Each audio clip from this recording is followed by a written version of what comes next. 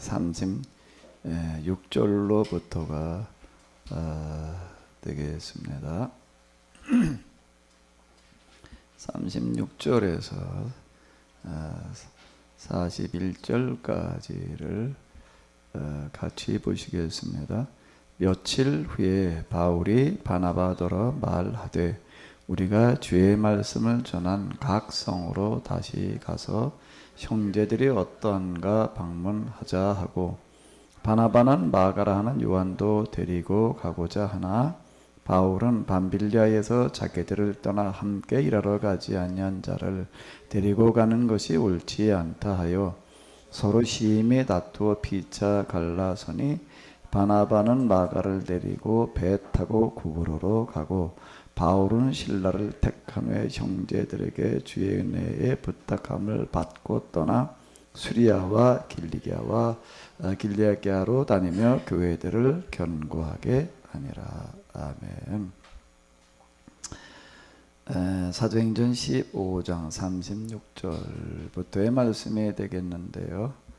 여기서 며칠 후에라고 이렇게 나와 있는데 며칠 후에라는 이야기는 우리가 지금 생각하는 그런 며칠이라고 이렇게 볼 수 있는 것은 아니고요. 얼마 후에, 그래도 적지 않은 시간이 좀 지났을 때를 이야기하는 걸로 보아야 되겠습니다.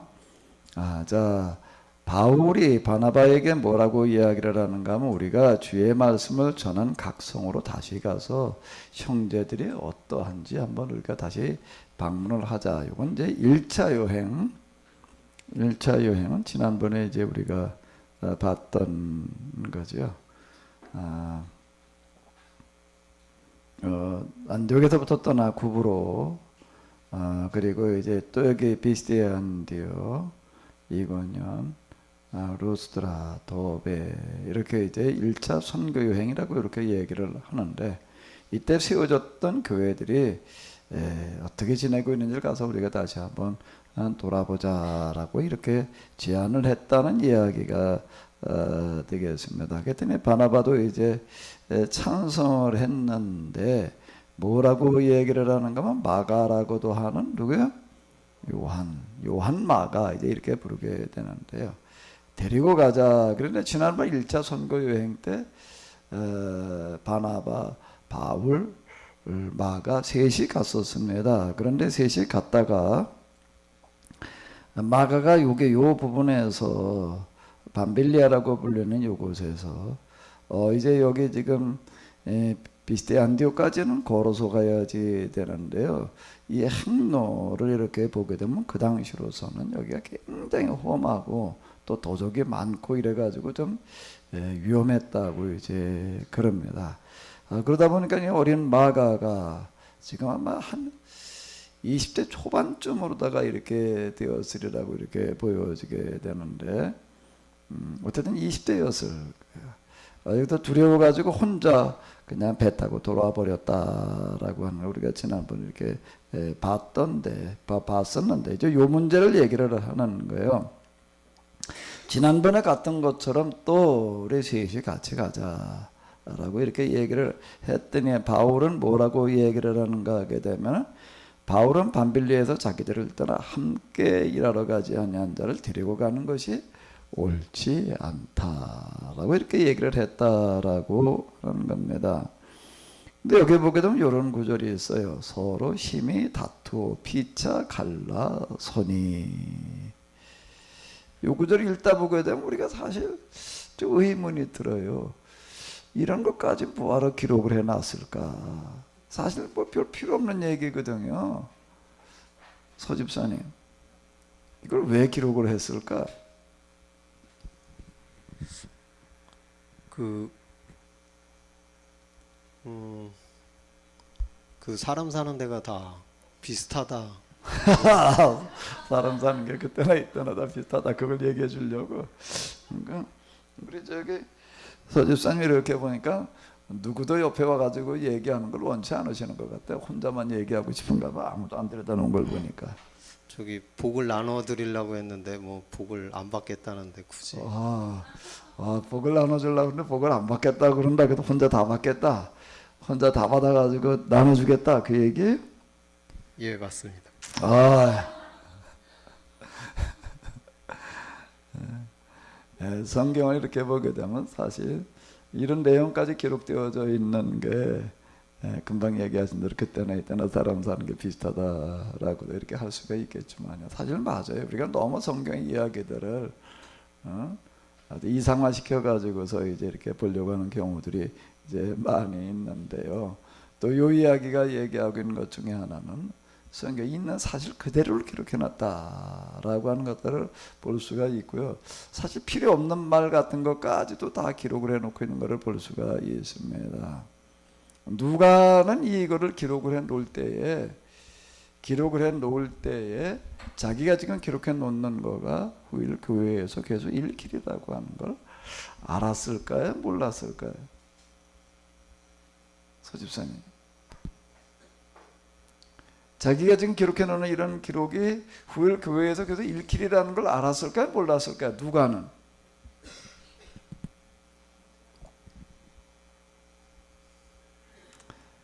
사도 바울의 편지를 읽겠습니다. 이제 오늘 조금 이따 우리가 갈라디아서 이렇게 볼 텐데요. 편지를 쓸 때는 그냥 편지로 끝난다라고 이렇게 생각을 했을 거예요. 이게 편지니까 문자 그대로. 그래서 이거가 후일 성경이 돼가지고 성경에 들어와서 이렇게 지금까지도 계속 성경이라는 이름으로 읽히리라라고 하는 거를 전혀 몰랐을 거예요. 근데 누가가 쓸 때는 얘기가 달라요. 누가는 이걸 뭘 썼는가 하게 되면 역사를 쓰고 있는 거거든요. 역사를 써내려가고 있는 거예요. 이거 본래 누가복음과 사도행전은 한 책입니다. 하나의 책이에요. 그 누가복음 서두에서도 그렇고 사도행전에서도 그렇고 다 그건 밝혀놓고 있습니다. 역사를 쓰는 사람은요, 이건 누가가 이제 사도행전에 나와 있는 이런 어떤 그 과정을 다 겪고 난 다음에 좀 시간이 지난 다음에 이제 이게 썼으리라라고 이렇게 보여지게 되는데, 역사를 기록해 놓는 사람 또 역사를 해석하는 사람, 저도 이번에 이제 성서로 보는 우리 역사를 이렇게 썼는데, 성서로 보는 우리 역사를 써가지고서 그걸 우리끼리 그냥 읽고 끝나자 그러고 쓰는 게 아니에요.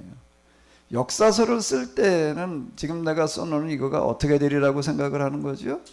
계속 이건 남아있으리라고 하는 걸 알고 쓰는 거예요. 그게 역사서예요. 그러니까 누가는 이걸 지금 알고 쓰는 겁니다. 그러니까 다른 책들 쓰는 것, 특히 서신 쓰는 거하고는 달라요. 아마 복음서 같은 경우도 복음서를 쓸 때도 알고 써요. 왜 쓰는가 하면 내가 지금 기록해 놓는 이것은 앞으로 계속 남아있으리라고 하는 걸 알고 씁니다. 그건 왜 그런가 하면 쓸 때 그런 목적이 어디에 있는가 하게 되면은 예수님을 직접 경험했던 사람들이 되겠는데, 이제 직접 예수님을 경험했던 우리가 이제 죽고 나면 예수님에 대한 어떤 그런 기록들, 이야기들과 대신 전할 사람이 없는 거예요. 그래서 복음서라고 하는 건 말년에 이제 이렇게 써놓게 됩니다. 말년에 자기들이 직접 보고 들었던 걸 글로 이렇게 남겨놓는 거예요. 남겨놓아가지고 이제 후대에 이제 교회에서 이걸 읽히도록. 그러니까 복음서를 쓸 때에도 그거를 그래도 알고 이렇게 썼다. 이걸 계속 이제 교회에서 이거 읽으리라고 하는 걸 알고 쓰는 거예요. 그리고 그걸 쓸 당시쯤이면 교회가 그래도 벌써 많이 이렇게 확산되어져 나가고 있었습니다. 근데 서신은 달라요. 서신은 그때 당시에 그냥 필요에 따라서 교회에 보내는 편지였기 때문에 이게 나중에 성경이 될 거다 이런 생각까지는 안 하고 썼을 거예요. 근데 이제 누가가 이제 누가복음이라고 따로 떼놓고 있지만은 사실은 누가복음과 사도행전은 한 책으로 다 그냥 이제 역사책으로 다 이렇게 기록을 해놓고 있기 때문에 누가도 지금 알고 쓰는 거예요. 내가 지금 기록으로 남겨놓는 이거는 앞으로 교회에서 계속 초대 교회에 선교하는 과정에 어떤 일들이 일어났는지를 이제 계속해서 이렇게 보게 되겠다. 이게 성경이 될 거다. 아마 이렇게까지는 생각을 안 했겠지만은요.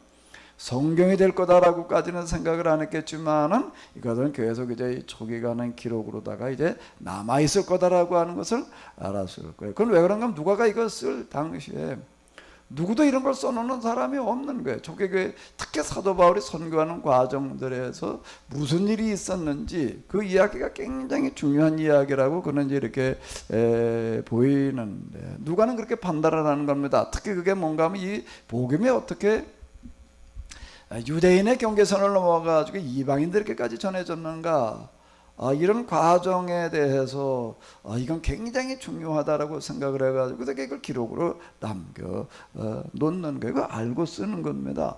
그런데도 이런 구조를 갖다가 이렇게 넣어놨어요. 이런 거 넣어놓은 거 이것뿐만 아니라 지나가다 보게 되면 비슷한 이야기들 우리가 많이 보게 되는데 이건 뭔가 하면 아주 있는 그대로를 이건 기록을 해놓은 거다. 이렇게 볼 수가 있습니다. 제가 전에도 한번 좀 말씀드렸던 어떤 그런 기억이 나는데 지난번에 겨울에 암동 졸업식으로 이렇게 내려갈 때 그 기자 생활을 오래 하셨던 분이 같이 타고 가셨어요. 가면서 이런저런 이야기를 하는데 이제 부활에 대해서 이야기를 하게 되는데 사실 예수님께서 죽으셨다가 3일 만에 다시 살아나셨다. 그리고 부활하셨고 또 그걸로 끝나지 않고 승천하셨다. 그냥 계속 듣다 보니까 그냥 뭐 그런가 보다 하고 넘어갈 수는 있겠지만 그걸 진짜 믿는 거는 또 다른 이야기예요. 예수님께서 정말로 죽으셨다가 3일 만에 살아나셨을 뿐만 아니라 그리고 또 승천하셨다. 이걸 진짜 믿는다는 거는 그렇게 쉬운 얘기가 아니에요. 서집사님 혼자 복 다 받겠다고 그랬는데 혼자 복을 다 받고 싶은 서집사님은 예수님의 부활과 승천이 진짜 믿어져요? 아멘. 언제부터 믿어졌어요? 복 받으려니 안 믿는다 그럴 수는 없고 그런 건가? 언제쯤부터 믿어졌던 것 같아요? 모태신앙으로 했을 때 계속 듣다 보니까 그냥 저절로 믿어졌나? 언제쯤부터? 의심을 해본 적이 없어가지고. 의심을 해본 적이 없어서 그럼 아주 처음부터 믿었다는 얘기인 것 같네요.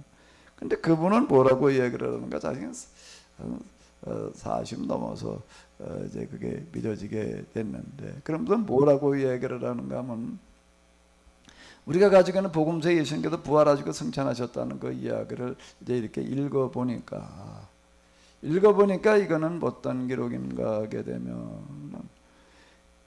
직접 그걸 경험하고 그리고 사실로 확인되지 않고서는 그렇게 기록할 수가 없다라고 이렇게 얘기를 합니다. 자기가 몇십 년 동안 주일에 다니면서 온갖 사람들 다 만나가지고서 이제 기사 쓰는 거 그게 직업이었는데 몇십 년 했던 그런 경험에 의하게 되면은 성경에 나와 있는 특히 다른 부분들 뭐 예수님 부활과 승천에 관한 이야기는 그건 직접 그렇게 경험한 사람이 아니고서는 절대 그렇게 쓸 수가 없다. 그건 꾸며낸 이야기일 수가 없다. 꾸며낸 이야기라고 한다라고 하게 되면 그렇게 쓰지를 못한다. 이렇게 얘기를 하더라고요. 제가 전에 언제 한번 전투를 타고 이제 어디까지 이렇게 가는데요. 어디까지를 가는데 이게 차비가 모자라요. 전투를 타기는 타야 될 텐데 그게 어떻게 해야 되나 이럴 때는 걸어갈 수도 없고 그래가지고 가까운 데까지를 끊었어요. 가까운 데까지를 끊고 먼 데까지 가가지고서 지금처럼 이렇게 뭘 체크하는 그런 데가 이게 표 놓고 나갈 때예요. 그냥 이렇게 놓고 나갔다고요. 놓고 나갔어요. 근데 어떻게 됐을까, 서주사님? 운이 없으셨나 본데요. 거기 저 권표원이 서가지고서 일일이 체크하고 받는 것도 아니고 그냥 놓고 나가는 거예요. 권표는 잘 눈에 띄지 않아요. 저쪽에 있더라고요. 그래서 사람들 그냥 쭉 나간다 나도 그냥 놓고 나갔어요. 쭉 나가는데 딴 사람들은 다 놔두고 나만 딱 부르더라고요. 권표원이. 딱 부대로 와가지고 이렇게 딱 보더니 얼마 내래. 딱 걸렸어요.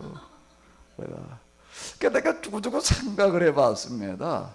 이 사람이 도대체 이걸 어떻게 알았을까? 사람도 쭉 이렇게 나가는데 내가 또 놓고 나가는데 그걸 딱 나만 사람도 딴 사람도 와서 보는 게 아니에요.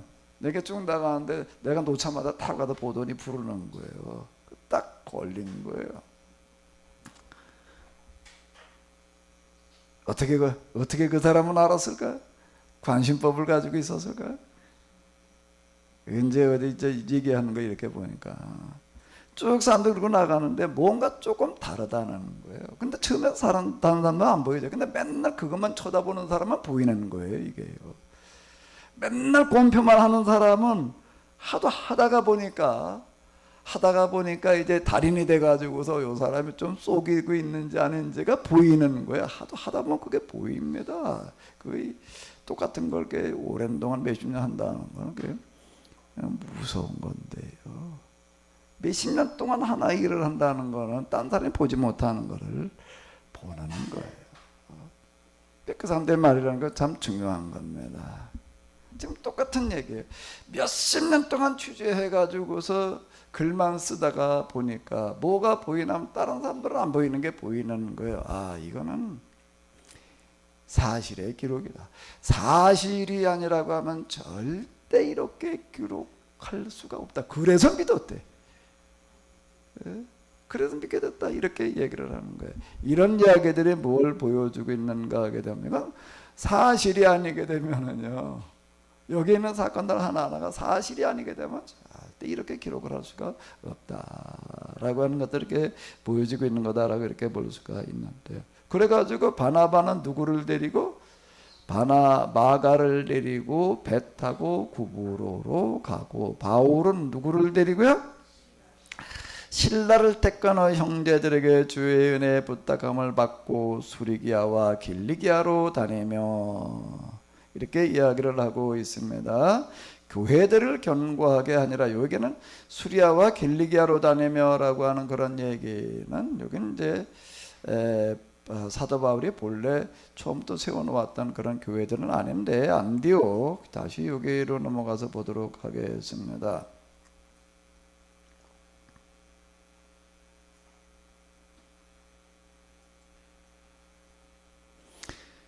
여기가 안디옥이 되겠는데요. 수리아는 이쪽 지역을 얘기를 하는 겁니다. 이만큼이 수리아가 되는 거고, 길리기아는 이만큼이 되는 거예요. 근데 지난번 우리가 이제 지난주에 봤던 것들 15장 앞부분을 이렇게 보게 되면은 이쪽 지역에도 여러 교회들이 세워져 있었다라고 하는 걸 우리가 이렇게 볼 수가 있는데, 이제 몇 년이 지나가면서 안디옥에만 교회가 하나 세워져 가지고서 그냥 사람들이 모이고 그러는 게 아니라 안디옥 교회를 통해 가지고 주변에 지교회들이 많이 세워져 있었다라고 하는 것들을 볼 수가 있습니다.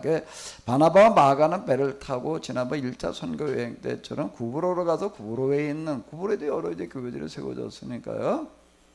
이제 이 교회들을 이제 이렇게 돌아보게 되었고, 둘로 나뉘어 가지고, 그리고 이제 바나바와 실라는 이 수리아 지역에 있는 여러 교회들, 그리고 이제 길리기아 쪽에도 세워져 있는 이런 교회들을 둘러보게 되었다라고 하는 그런 이야기가 되겠습니다. 이제 바나바와 실라는 어떻게 가는가 하게 되면은 이 수리아 지역에 있는 교회들을 둘러보고, 그 다음에 길리기아에 있는 교회들을 둘러보고, 그 다음에 어디로 가는가 하면 지난번 1차 선교회 때는 이렇게 반대로 이렇게 왔었는데, 이렇게 왔다가 도로 돌아갔었거든요. 원래는 도배에서부터 이렇게 돌아오려고 하면 생각을 했었는데, 여기 세워놓은 교회들이 박해로 말미암아서 이제 아무래도 이게 좀 계속되기가 어렵겠다라고 생각되어져서 여기서 다시 돌아서 세워진 교회들을 쭉 둘러보고 돌아왔다는 이런 걸 볼 수가 있는데, 그러니까 이번엔 수리아 지역, 길리기아 지역에서 이제 그 다음에 여기를 가리켜서 갈라디아 지역 이렇게 얘기를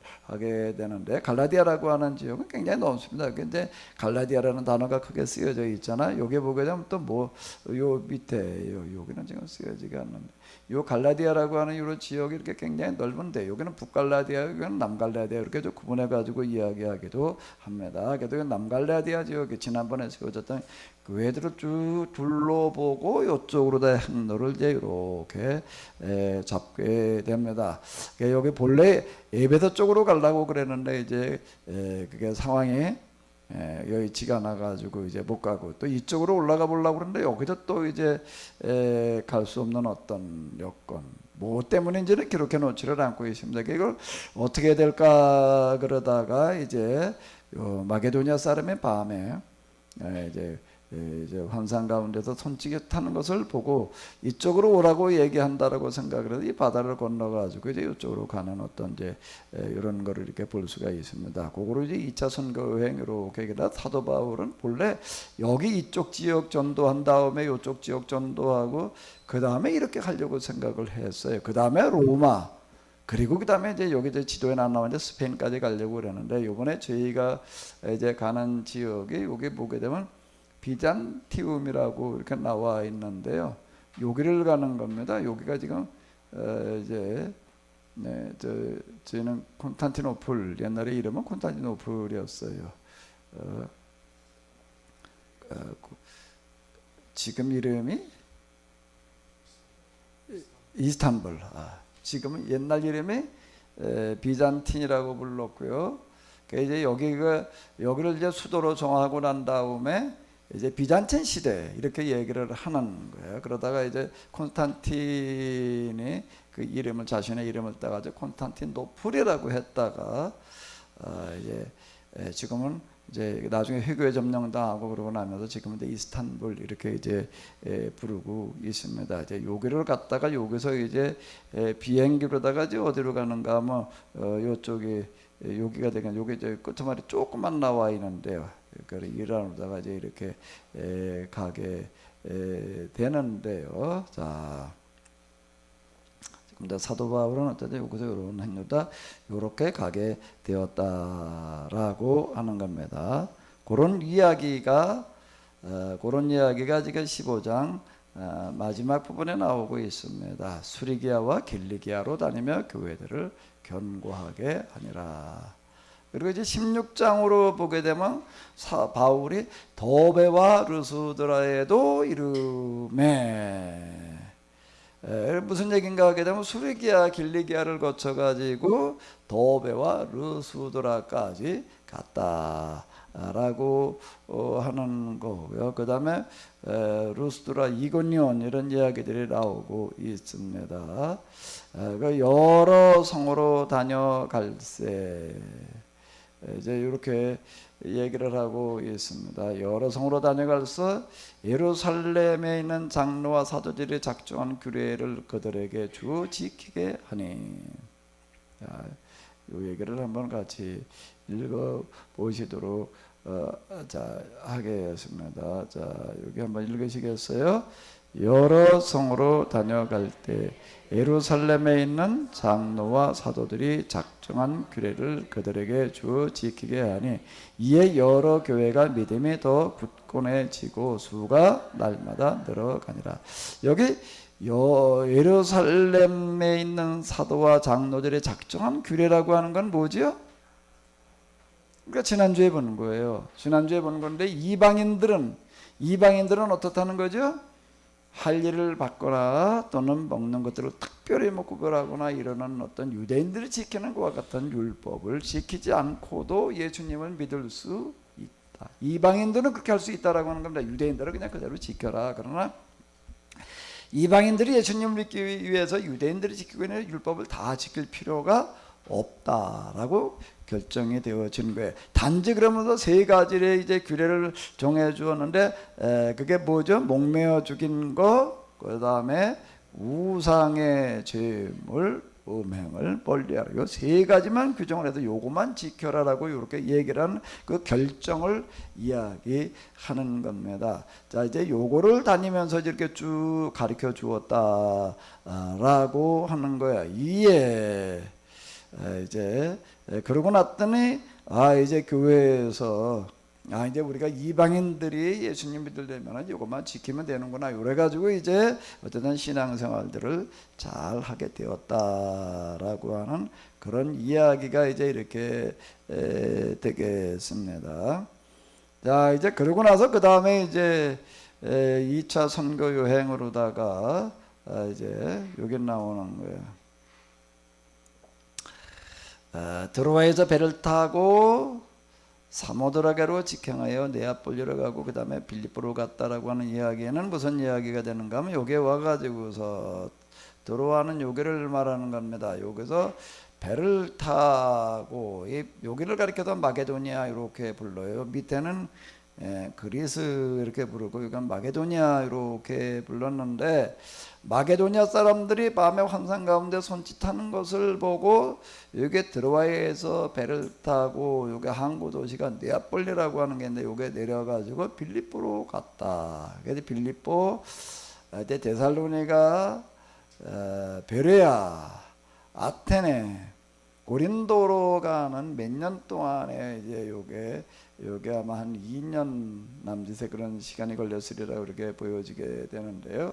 그와 같은 선교 여행을 이제 이렇게 진행을 하게 됩니다. 요게 이제 한 2년 남짓 이렇게 되었으리라 그렇게 보여지게 되는데, 왜 그런가 하게 되면 여기 지금 고린도에 가서만 한 1년 반 정도 이렇게 머물렀으니까요.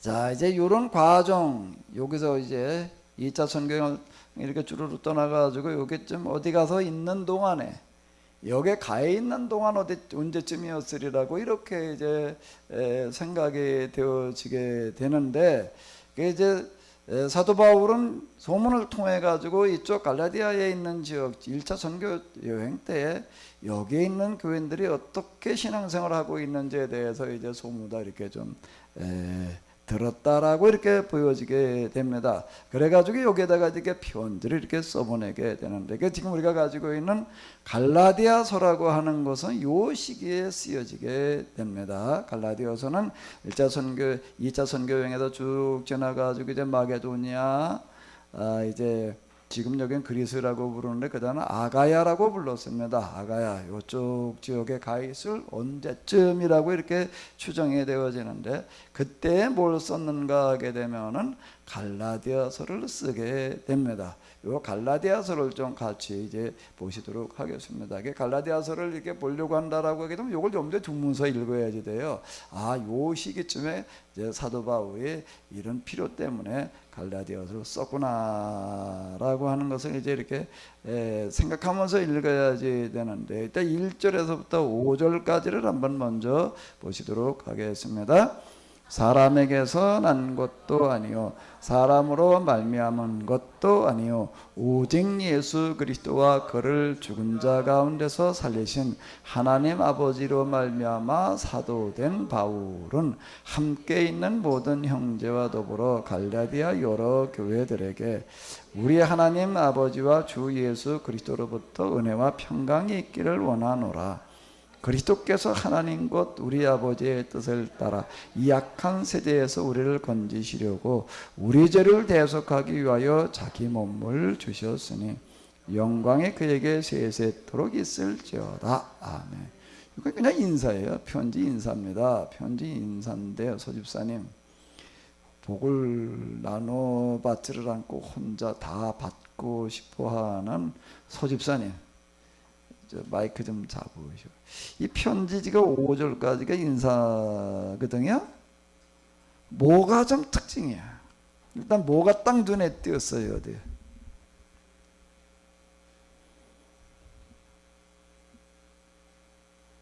사도 바울, 이건 이렇게 생각을 하면 돼. 서주사님, 사도 바울의 입장으로 돌아가서 지금 여기다 편지를 쓴다고 한번 생각을 해봐요. 그리고 생각을 하면은 쉽게 딱 들어오는 게 있을 거예요. 그게 뭘까? 자기에 대해서 이렇게 거창하게 예. 쓰고 있어요. 이게 혼자 복 받을 만한가? 혼자 그때 복 받아서 다 먹으려고 그러지 말고 좀 나눠줘요? 아니, 저기 혼자 복을 받으려고 한 게 아니라 다른 분들이 안 받으시려고 하는 거죠. 다른 사람들이 복을 안 받으려고 그러는 바람에 혼자 받을 수밖에 없게 생겼다고? 그런 거예요? 그런 거로구만. 자, 여기 지금 뭐라고 얘기를 하는가 하면, 나 바울은 여러분들에게 인사합니다. 이렇게 얘기하는 게 아니라 얘기가 굉장히 길어요. 자신을 소개를 하는데 다시 한번 읽어보실까요? 사람에게서 난 것도 아니요 사람으로 말미암은 것도 아니요 오직 예수 그리스도와 그를 죽은 자 가운데서 살리신 하나님 아버지로 말미암아 사도된. 그럼 이제 한번 생각을 해봐. 왜 이렇게 거창하게 얘기를 하고 있을까?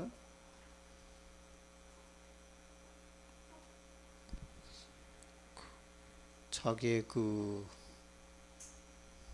권위라고 해야 되나요? 그 뒤에는 그냥 몰라도 돼. 일단 요것만 가지고 생각을 해봐요. 일단 요것만 가지고 한번 생각을 해봐요. 그럼 왜 이렇게 얘기를 하고 있을까? 사도 바울이 자기 자신에게 그냥 과시하고 싶어서 그랬을까요?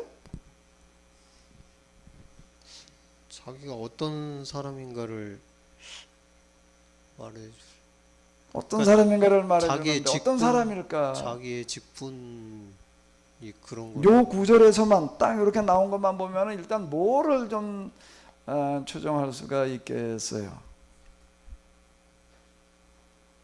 왜 이렇게 써내려가고 있을까요?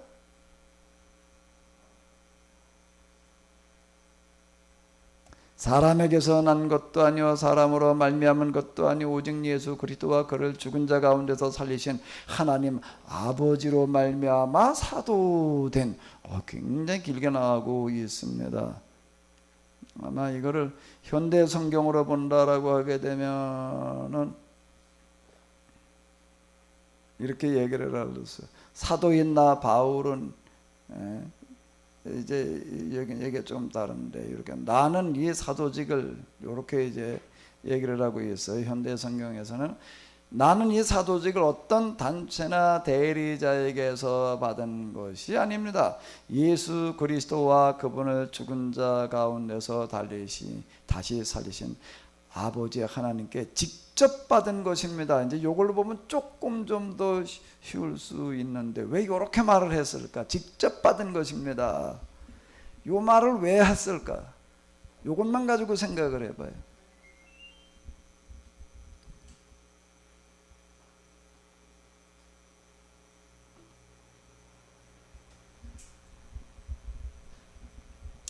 양은주 집사님. 우리 양은주 집사님은 보니까 지난주에 등록 카드를 내셨는데 지금 세 번째 오셨나요? 지난주에는 보니까 등록 카드 내기도 전에 성가대부터 가서 앉아 계시더라고. 지난번 우리 저 역사 강좌 세미나에 오셨다가 이제 듣고서 제가 아산 사세요. 또 가깝지도 않아요. 그러게 여기 이제 그냥 혼자 이렇게 찾아오셨는데 뭐 대중교통 못하고 해가지고서 2시간이 걸렸어요. 그 대한민까지 왔대요. 2시간 걸려 대한민까지 와가지고서 또 올 때도 그냥 온 게 아니야. 아예 월화수 역사 강좌가 있다. 그러니까 아주 그냥 캐리어에다가 아주 짐 싸가지고 왔어요. 짐 싸가지고 수요일까지 있다가 하셨는데 아주 성격이 참 아주 좀 확실한 데가 있으신 것 같아요. 그렇게 쉽게 그냥 이렇게 할 수 있는 일이 아닌데 이 얘기를 왜 이렇게 써놨을까요? 여기다가요. 그냥 이것만 가지고 뒤에 건 뭐 이제 그런 거 얘기하지 말고 왜 이렇게 썼을 것 같아요? 현대 성경으로 보면 조금 더 쉬운데요. 이렇게 썼을 땐 이렇게 써야 될 이유가 있었으니까 썼겠지요. 그 이유가 뭘까요? 한번 생각을 해봐요.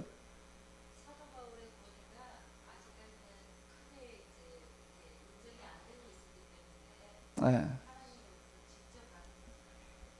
하나님께 직접 받았다라고 말하는 이유는 특히 여기 이제 현대 성경 좀 명확하게 얘기하면 직접 받았다고 얘기하는 이유는 뭐 때문일까요?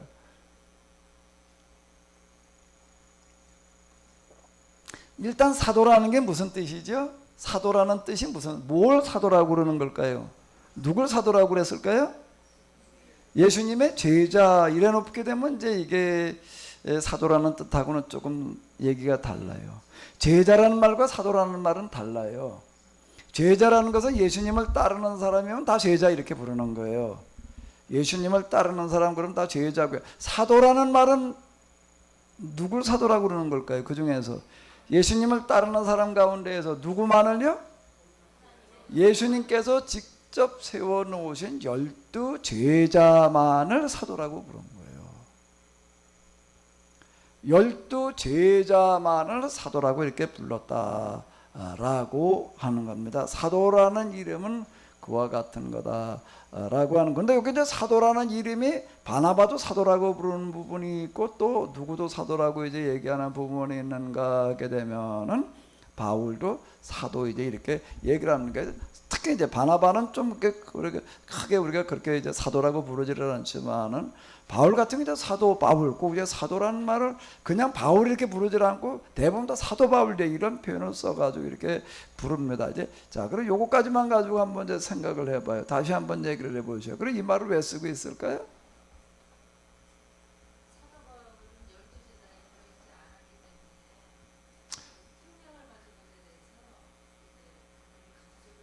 근데 강조를 왜 할 필요가 있었을까요?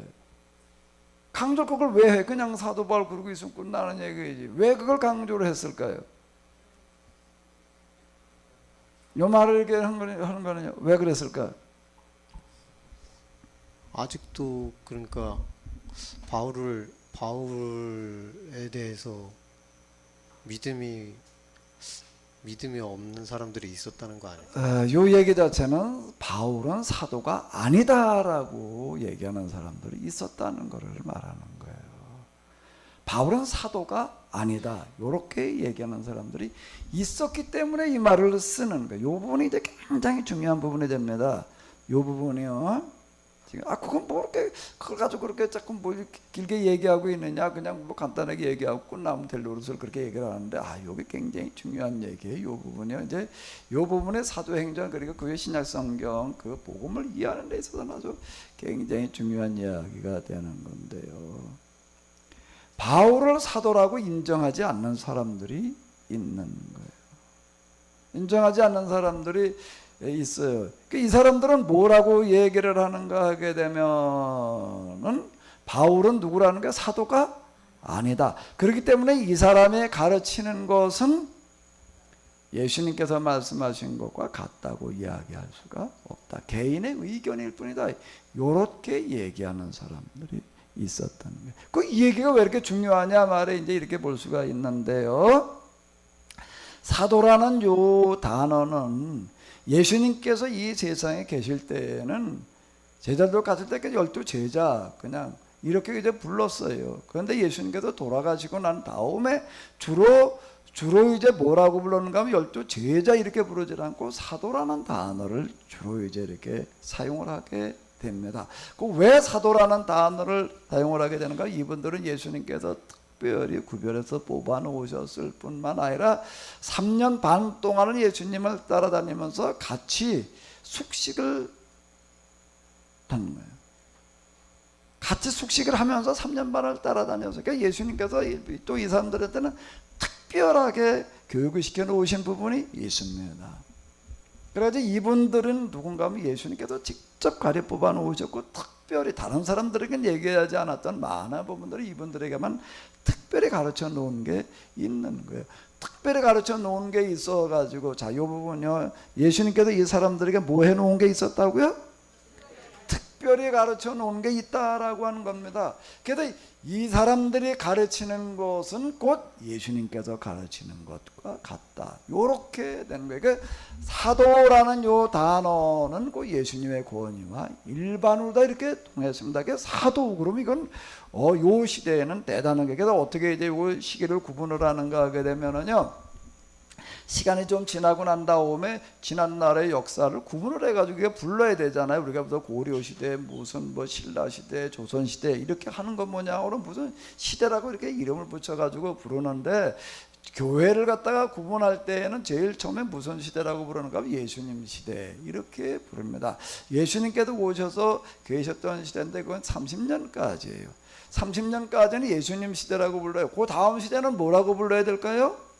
사도시대라고 이렇게 부르는 거예요. 사도시대라고 부르는 이유는 왜 그런가 하면 사도들이 누구를 대신했기 때문에요?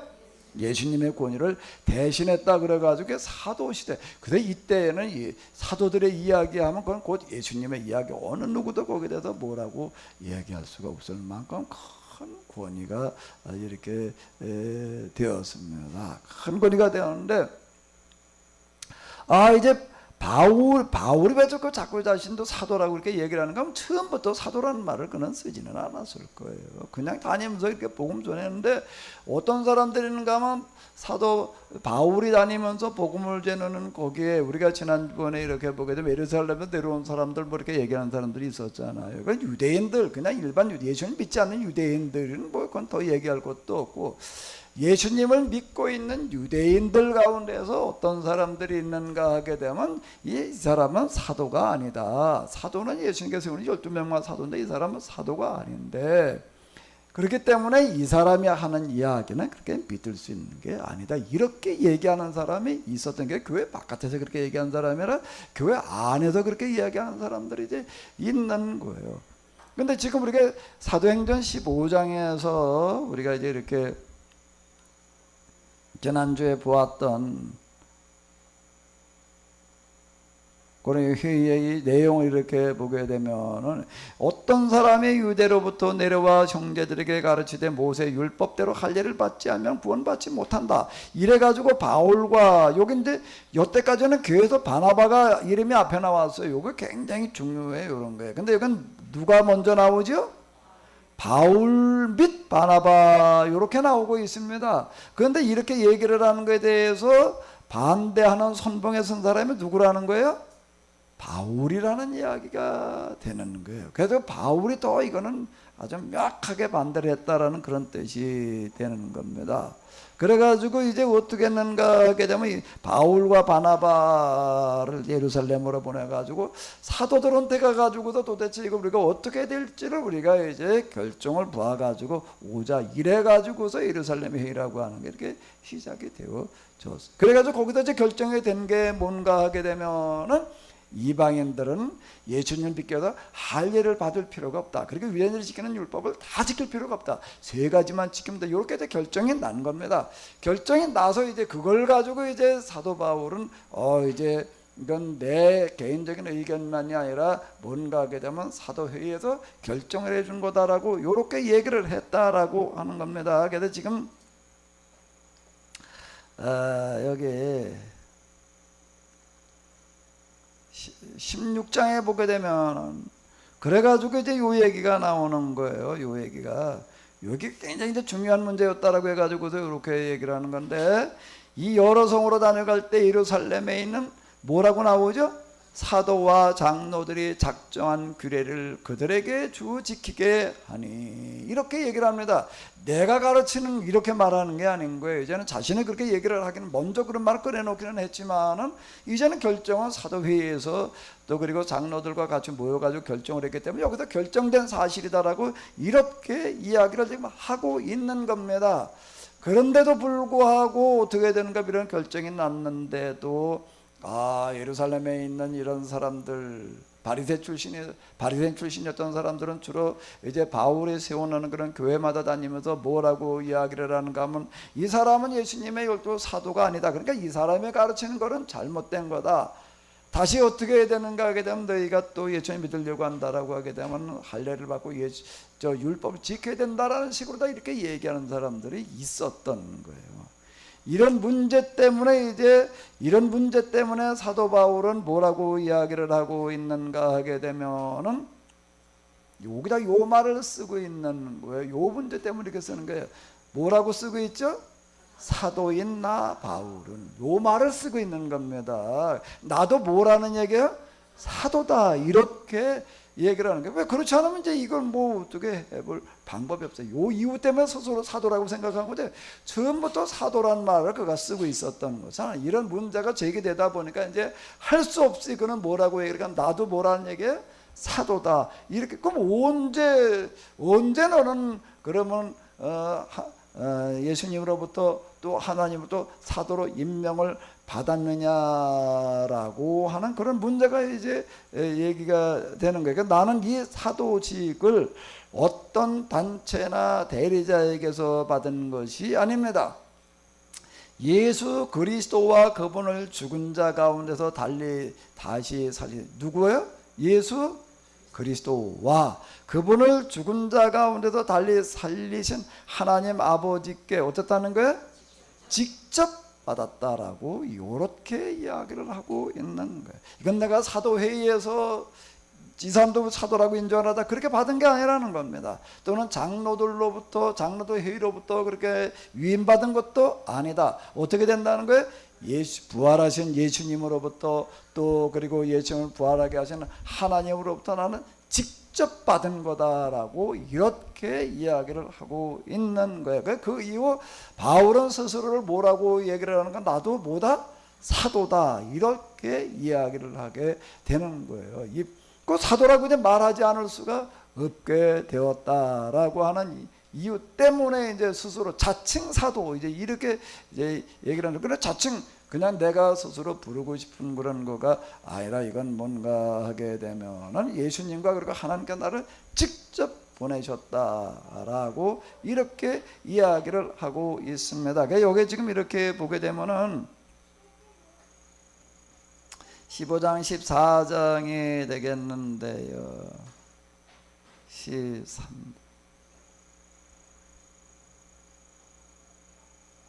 자, 이제 여기 가서 이렇게 이제 한번 봐봐요. 자, 서집사님 요 구절 읽고 해석을 해봐요.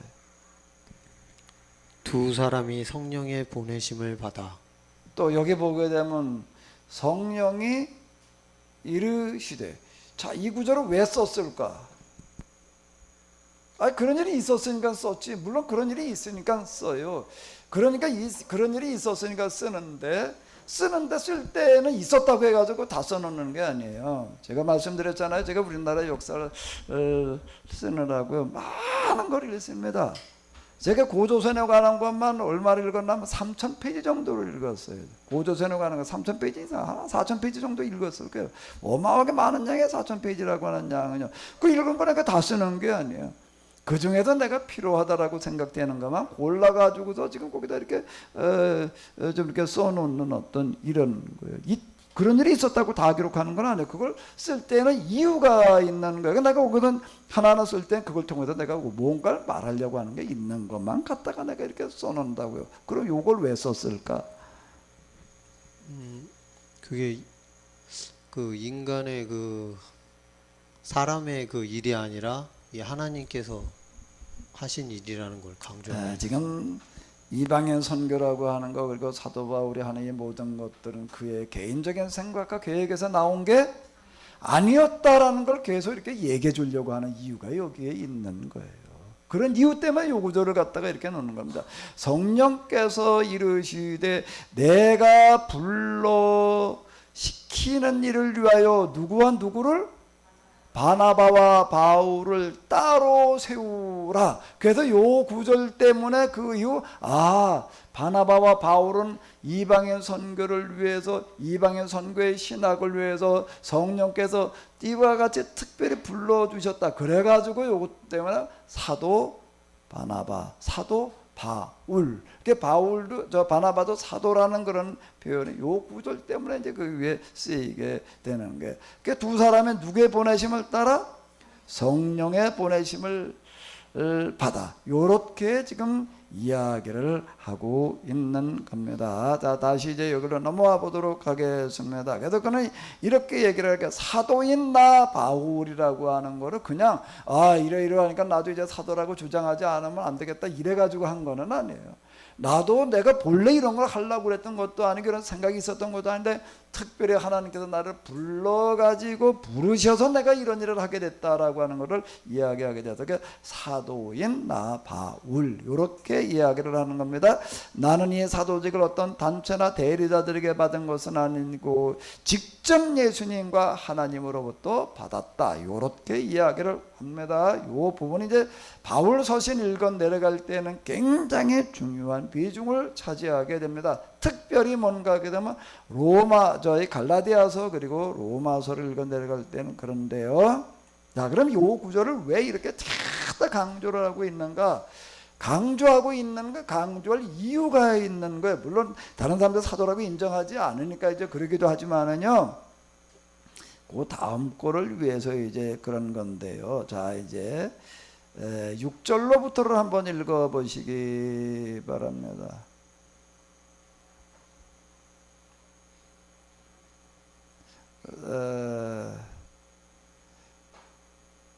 자, 여기까지만 먼저 하는 걸 읽어보도록 하겠습니다.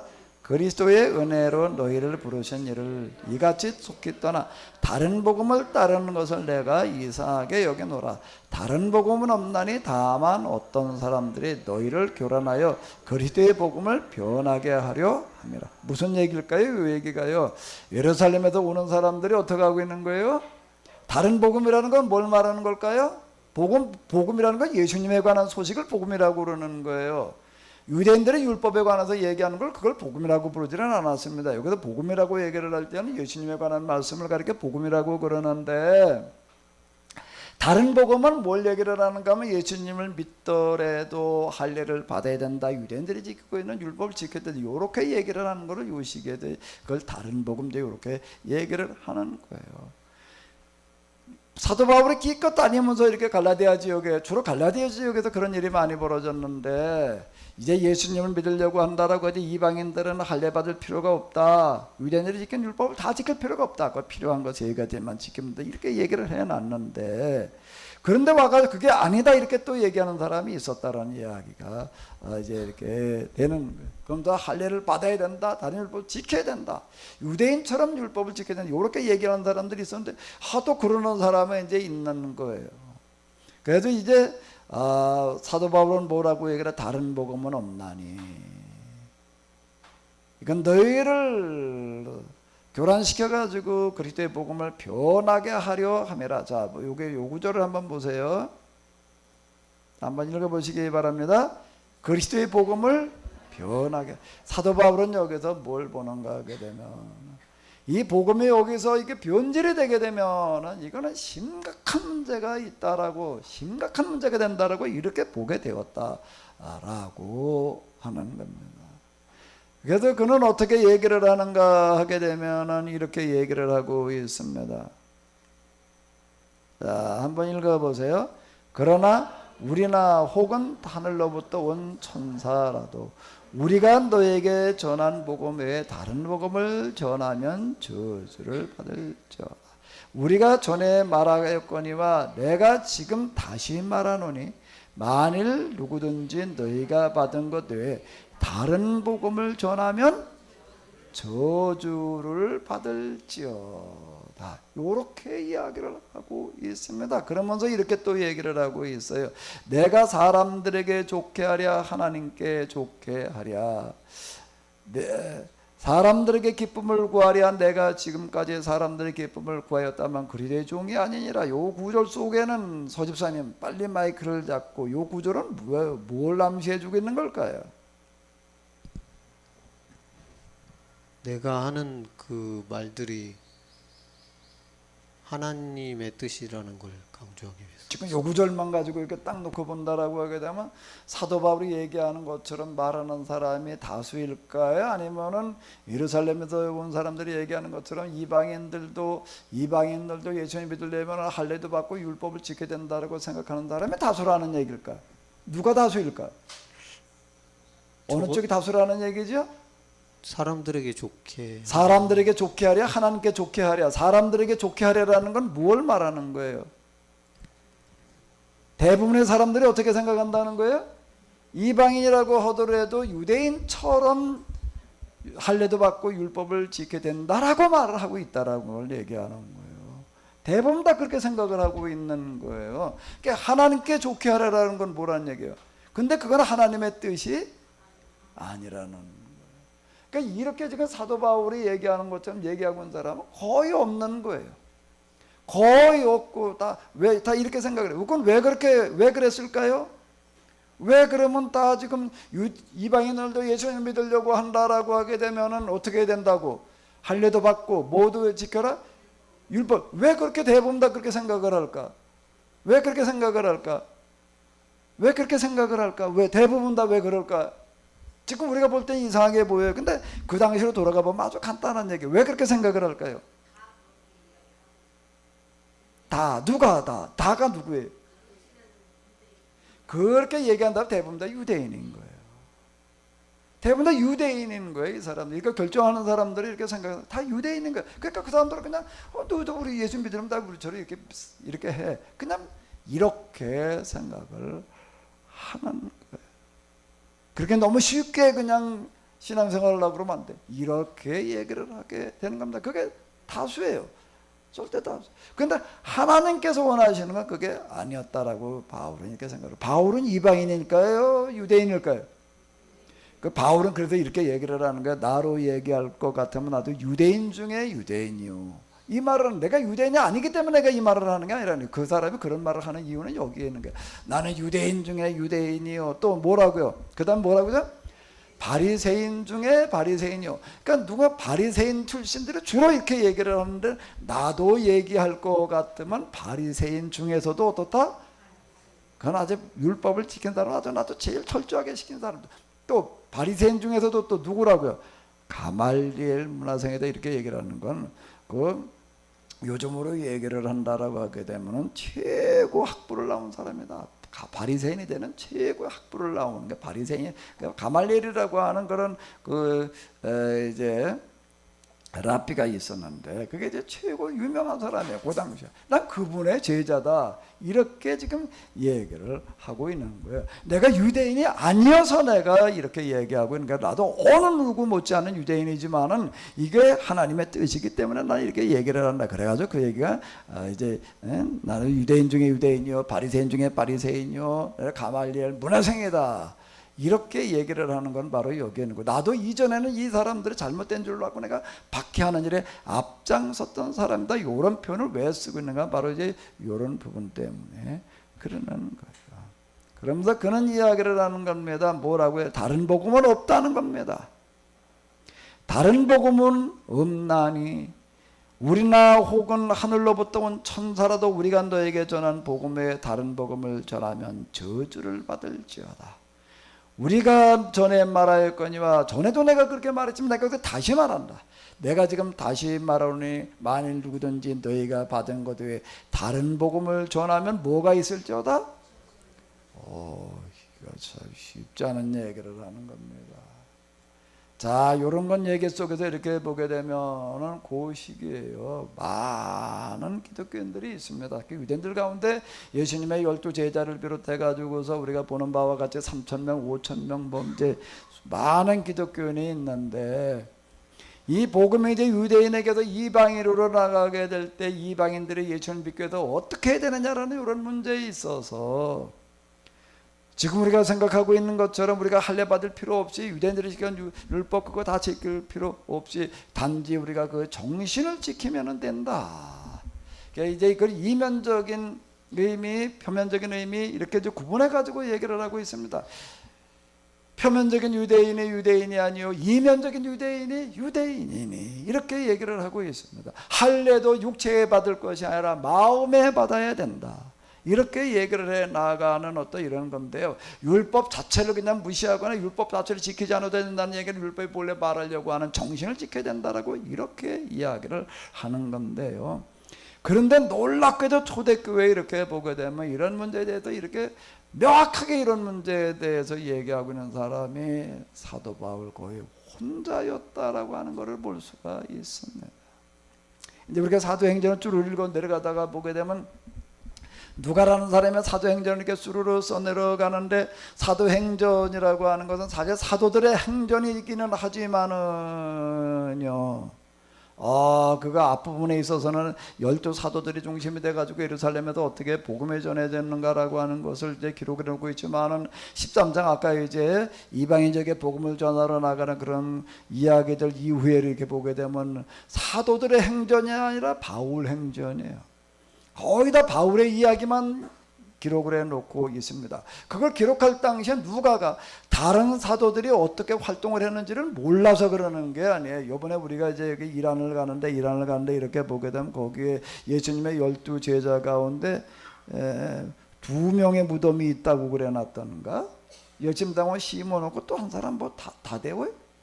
2명의 사도들이 거기 무덤이 거기 있다는 거예요. 이란에. 그러니까 거기 와서 많은 활동을 했다는 겁니다. 그때쯤 되게 되면은 이 누가가 이거 기록할 때쯤은요 다른 사도들이 어떻게 되는지를 거의 다 압니다. 모르는 게 아니에요. 근데 다른 사도들은 어디 가도 무슨 활동을 했다는 걸 왜 기록을 하지 않고 있느냐? 누가가 바울의 제자였으니까 그냥 자기 선생님 바울의 이야기만 썼겠지 이렇게 생각을 할 수가 있는데요. 역사를 쓰는 사람은 그렇게 생각하지 않습니다. 역사를 쓰는 사람이 나는 그냥 내 선생님 얘기만 써놓고 그런 건 역사서라고 얘기를 할 수가 없어요. 그게 무슨 역사서야. 그래서 한 사람의 그냥 기행문이지. 그 사람의 그냥 전기가 되는 거죠. 그건 바울 전기지. 바울 전기가 되는 거지. 그거를 사도 행전이라고 이렇게 이름을 붙여놓을 수가 없어요. 근데 이거를 바울 행전, 바울 전기 그래 놓지 않고 사도 행전 그래 놓은 이유가 있습니다. 그 이유가 이제 사도 시대가 거의 다 지나고 난 다음에 가가지고 이렇게 놓고 보니까 누가 입장에서 볼 때 뭐가 눈에 들어오는가 하게 되면 그 누가 행전을 기록하게 되는 동기와 목적 가운데 하나 가장 중요한 비중을 차지하는 거는 뭔가 하게 되면 야, 이 복음이 예수님으로부터 시작되어져 가지고 유대인을 거쳐 가지고 이방인에게까지 나가는 거가 참으로 이렇게 쉽게 되어진 어떤 그런 거가 아닌데 그 과정에서 보게 되면 제일 중요한 문제가 어떻게 유대인에게서 이방인에게로 전달되어질 수 있느냐, 이방인의 신학이라고 하는 게 어떻게 해가지고 가능했느냐, 그것 때문에 이 복음이 그리고 교회가 세계화되어질 수 있었는데, 근데 사도들이 여러 가지 활동들을 했는데 그 중에서 뭔가 하게 되면 처음에 교회가 예루살렘에 만들어져도 확산되어져 가는 데까지는 12사도들이 들어있지만 그 13장 특히 15장 이후로부터 보게 되면 오직 바울의 이야기 한 사람의 이야기만 기록을 해놓고 있습니다. 그 얘기는 뭔가 하게 되면 이 복음을 유대인에게서 이방인으로 이렇게 나아가게 하는 데까지 그 일을 한다는 바울 혼자였다. 바울 이외에는 어느 누구도 그렇게 생각하고 여기에다가 이게 그렇게 중요한 문제라고 생각을 하고 그렇게 나선 사람이 없었다라고 하는 걸 지금 얘기해주고 있는 거예요.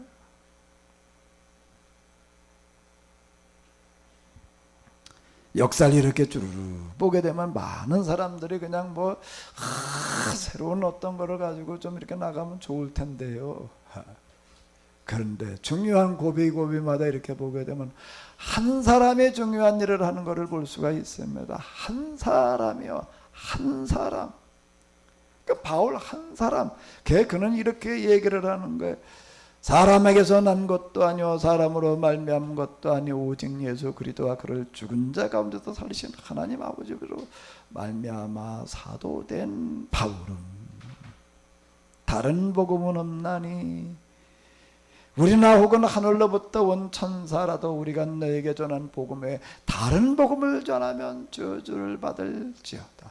우리가 전에 말하였거니와 내가 지금 다시 말하노니 만일 누구든지 너희가 받은 것 외에 다른 복음을 전하면 저주를 받을지어다.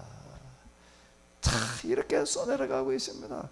이런 사람 한 사람 때문에 이 복음이 지금 이렇게 그래도 여기까지 전달되어져 내려올 수가 있었던 거예요.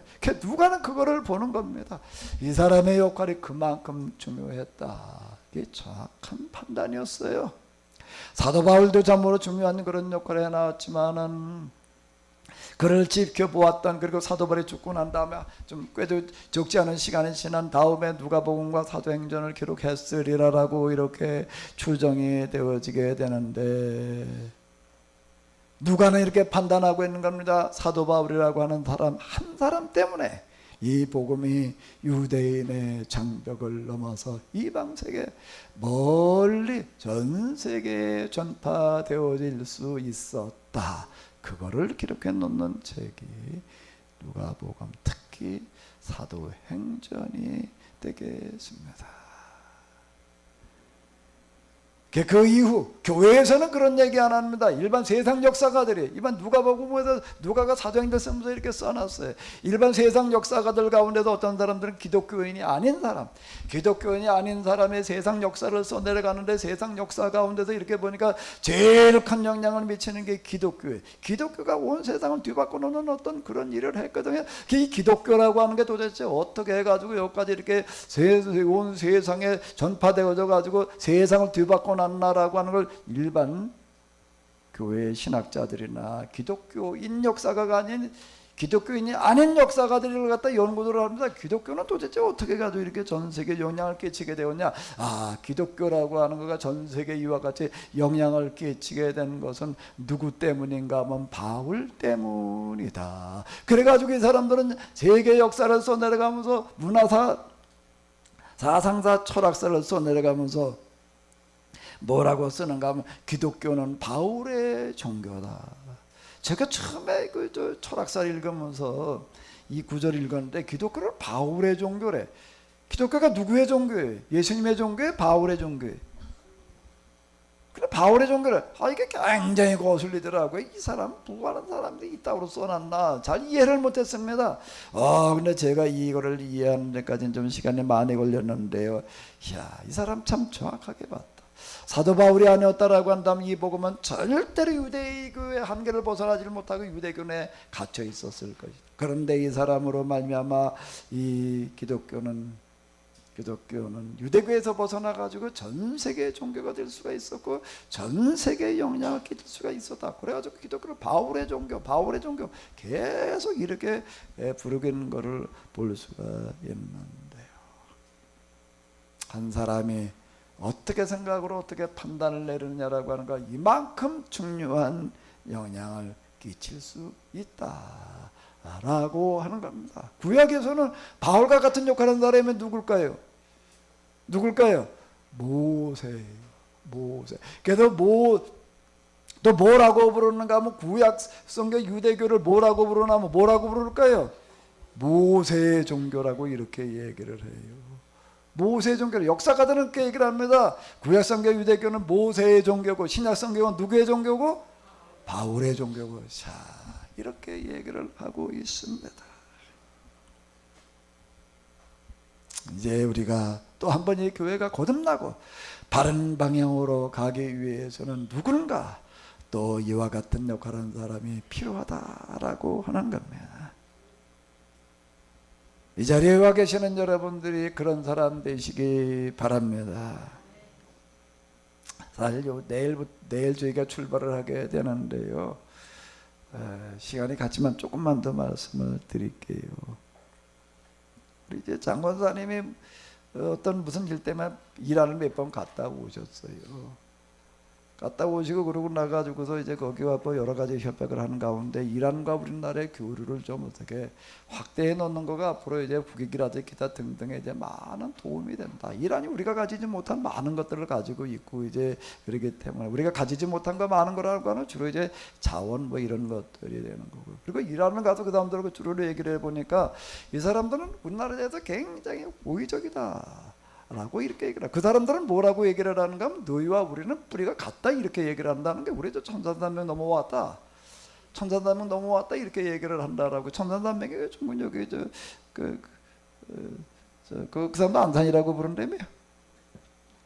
그래서 저 1차 석유 위기 그럴 때 이렇게 보게 되면은요 다른 어느 나라에도 석유를 안 줬는데 우리나라에만 석유를 줬다라고 하는 겁니다. 그래서 오늘 테헤란도 그래가지고 그때 그 이란에 석유 안 줬어 우리는 아주 망할 뻔했다라고 이렇게 이제 얘기를 하는. 지금도 그 사람도 우리나라에서 굉장히 호의적이다 이렇게 얘기를 해요. 그러니까 우리나라가 앞으로 이제 경제적인 면에서도 그 여러 가지 면에서 이제 이란과의 관계라는 게 굉장히 중요하다 이런 생각이 들어가지고 이란 가가지고서 이제 뭐 어떤 개인적인 자격을 일단 가가지고서 거기 고위직들하고 만나서 이런 문제를 가지고 주로 얘기를 하고 하면서 이 문화적 이 교류를 좀 확대하기 위해서 우리가 먼저 민간이 이제 문화적인 어떤 그런 교류를 확대하자 뭐 이런 생각으로다가 어쨌든 여기 이제 여행사를 갖다가 이렇게 세워가지고서 뭐 이란하고 우리하고 이제 여행을 좀 어떻게 활성화시키자 이런 생각으로다가 여행사를 설립해가지고 이렇게 이제 하기로 왔다고 그러시는 거예요. 그러면서 이게 굉장히 중요한 문제인데 그런데 여기에 1차로 좀 우리가 좀 갔으면 좋겠는데 이런 얘기를 하시는 거예요. 근데 이제 내가 가만히 그 얘기를 듣고 생각을 해보니까는요 이란 뭐 이렇게 성지순례 가는 분들이 있고 그러지만 이란으로 성지순례 가려고 하는 생각은 거의 안 해요. 이란 뭐 가봐야 그 뭐 넓은 땅덩어리 그 뭐 여러 날 돌아다니는 게 뭐 특별히 볼만한 그런 게 아니다. 그러니까 일단 그렇게 생각이 들고. 그게 또 이란을 가려면 강로가 지금 없어가지고 지금 신청을 하는데 그거 뭐 내년부터 뭐 칼이 뭐 어떻게 하겠다 그런 데나 어떤 데나 지금도 가려면 또 저 이 터키 콘타주를 거쳐가지고 여기를 들어가야 된다는 거예요. 특히 콘스탄틴을 거쳐가지고 이란을 보기 위해서 이렇게 여기 간다. 그러니까 비용이 얼마나 되니까 한 열흘 걸려면 거기는 한 450 가져야 된대요. 거기 열흘 450을 내고 갈 만한 사람들도 목사님들 뭐 취향을 대충 이렇게 아는데, 야 이거 쉽지 않은 얘기인데, 쉽지 않은 얘기인데 그걸 갈 사람들이 과연 어떻게 이게 있을 수 있을까? 그것만 가지고는 도대체 여기를 가자 이렇게 얘기하기가 쉽지 않은 어떤 이런 생각이 들어가지고 참 이제 이거 가지고 절로 어쨌든 이제 첫 이란의 관계라는 거가 굉장히 앞으로 우리한테 중요할 텐데, 근데 우리가 어떻게 가서 가능하면 한번 가서 저 길을 열었으면 좋겠다 이런 얘기를 하시는 게, 근데 이걸 길을 열 방법이라는 게 아무리 봐도 이게 쉽지를 않은 거예요. 이제 곰곰이 놓고 이렇게 생각을 하고 있는데 어느 순간 며칠 그러다 지났는데 퍼뜩 저에게 이제 떠오르는 어떤 이런 거가 있는데, 뭔가 막 이란이라고 하는 거가 콘스탄티노플 둘을 놓고 이렇게 생각을 하다가 보니까는 이란이라고 하는 데는 뭐가 있는가 하게 되면 뭐죠? 이란이 옛날에 성경에다 뭐라고 나와요? 파사라고 나옵니다. 페르시. 저 지금 이스탄불은 뭐죠? 콘스탄티노플인 거예요. 콘스탄티노플 그리고 또 뭔가 하게 되면은 이란이 안에 페르시아, 파사 이렇게 놓고 보니까 고레스 측량과 뭐예요? 이게 콘스탄티노플은 콘스탄틴이 기독교를 기독교화 시키기 위해서 천도했던 그와 같은 곳이거든요. 두 곳을 이렇게 놓고 이렇게 보다 보니까 뭐가 생각이 되는가 하면 인류 역사에 이르러 세상이 뒤바뀌는데 가장 중요한 사건이 여기서 있었던 거예요. 고레스 칙령이라고 하는 것과 이 콘스탄티노플에서 있었던 이게 밀란 칙령이라는 걸 놓고 보니까 세계에서 가장 중요한 두 사건이 여기에 이렇게 있었던 거예요. 그래서 이 두 사건이라는 게 참 중요한데, 이게 이번에 가는 지금 이 코스라는 게 두 곳을 얘기를 하는 거로. 그러면서 또 하나 드는 생각이 있더라고요. 또 그러고 하다 보니까 지금 이제 종교교 500주년이라고 그래가지고 그거 가지고 많이 얘기들 하고 지금 독일로들 가고 그러고 있는데, 기독교인으로서 특히 목회자로서 설교자로서 가볼 수 있는 것 가운데서 가장 역사적인 의미가 있는 지역은 이 두 지역이구나, 이 생각이 드는 거예요. 고레스 칙령과 밀란 칙령이라는 게 역사 속에서 얼마나 중요한 것인지라고 하는 것을 역사적인 의미로 찾아보려고 할 때는 그와 같구나. 그리고 하나가 더 있더라고요. 종교계 500주년을 맞아가지고서 그때 저 계속 이제 머리 쓰고 생각하는 건 제가 우리나라 역사를 써는 것 속에서 얘기하는 것처럼 이제 우리가 애들 가장 중요한 과제라고 하는 것은 서양 기독교를 다시 해석을 해가지고서 이제 성경의 본래 기독교로 돌아가게 하는 일인데, 그게 종교계 500주년을 맞은 우리가 해야 될 일인데 라는 이런 생각을 하다가 보니까 종교교 500주년 기념 행사로도 할 수 있는 어떤 이런데 여기보다 더 의미 있는 데가 없겠다. 그러면서 또 하나 그 순간에 딱 떠오르는 게 있어요. 그걸 미리 생각해 놨던 건 아닌데 참으로 놀라운 건데요. 그래?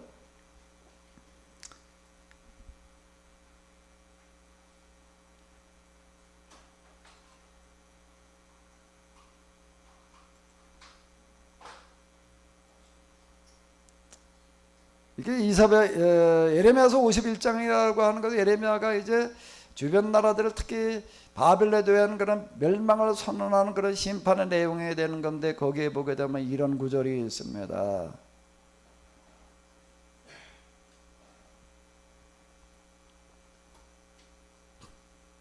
자, 이거 한번 더 읽어보시도록 하겠습니다. 지금까지 바벨론에 대하여 선포한 만국의 예언을 예레미야는 모두 두루마리스책에 기록하였다. 마침 유다의 시드기야 왕이 BC 594년에 바벨론으로 여행을 떠나게 되었다. 왕의 수석 수행원은 마세의 손자여 네리아의 아들인 스라야였는데, 예레미야는 그에게 이 책을 바벨론을 가지고 가라고 건네주며 이렇게 부탁하였다. 그대가 바벨론에 도착하면 기회를 모아 그 나라 사람들에게 두루마리의 말씀을 낭독해 주시오. 그리고 그들에게 직접 이렇게 요약해서 전하시오. 여호와께서 친히 도성에 대하여 말씀하시며 바벨론의 만국을 예언 맡겨주셨습니다. 말씀하십니다. 더 이상 사람이나 짐승에 살 수 없도록 이 도성은 영영 폐허가 되어버린다고 말씀하셨습니다. 그리고 나서 그대가 이 두루마리의 돌을 매달아 유브라데 강물 속으로 던지며 이렇게 외치시오.